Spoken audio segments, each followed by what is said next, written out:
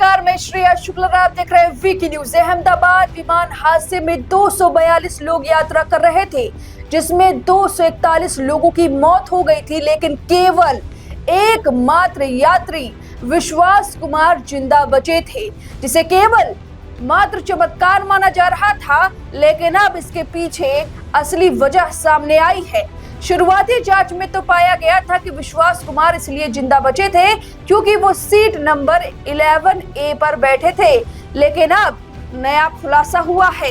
केवल 11A seat पर बैठने की वजह से वो केवल जिंदा नहीं बचे, बल्कि कोई और वजह है जिसे सुनकर आप चौंक जाएंगे। चलिए आपको बताते हैं कि कैसे उनकी जान बची। 12 जून को एयर इंडिया की फ्लाइट AI 171 जो अहमदाबाद के सरदार वल्लभ भाई पटेल हवाई अड्डे से उड़ान भरती है, टेक ऑफ के करीब 3 मिनट बाद मेघानी नगर में बीजे मेडिकल कॉलेज के हॉस्टल ब्लॉक में जाकर ब्लास्ट हो जाती है। यह विमान लंदन गैटविक जा रहा था। विश्वास कुमार रमेश 40 वर्षीय ब्रिटिश नागरिक हैं, जो भारत में अपने परिवार से मिलने आए थे। वे अपने भाई अजय कुमार रमेश के साथ यूके लौट रहे थे।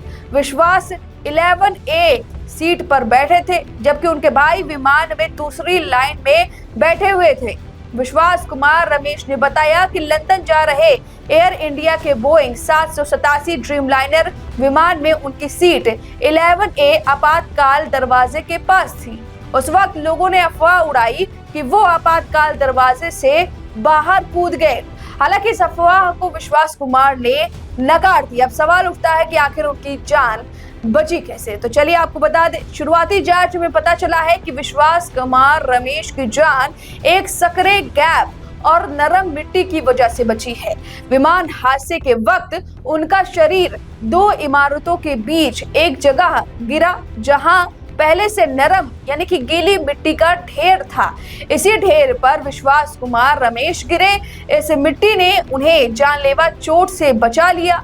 प्रारंभिक जांच में सामने आया कि अगर विमान में कोई आंतरिक विस्फोट हुआ होता तो सीट नंबर 11A पर बैठे व्यक्ति विश्वास कुमार रमेश का बच पाना असंभव था। इसलिए विशेषज्ञ मानते हैं कि उनके जीवित रहने का सबसे बड़ा कारण वही स्थान था जहां वे गिरे, यानी कि विश्वास कुमार को उनकी किस्मत ने बचाया है। वो गीली मिट्टी पर जा गिरे थे और फिर इस गीली मिट्टी से उठते हैं और मीडिया से बातचीत करते हैं। उन्होंने बताया कि विमान के उस हिस्से में सीट थी जो इमारत के भूतल से टकराया था। उन्होंने कहा कि आग लगने से उनका बायां हाथ जल गया था। आग लगने के बाद मैं पैदल ही बाहर निकल कर आया हूँ। हर तरफ लोग पड़े हुए थे। बाद में मुझे एम्बुलेंस की मदद से यहाँ अस्पताल लाया गया।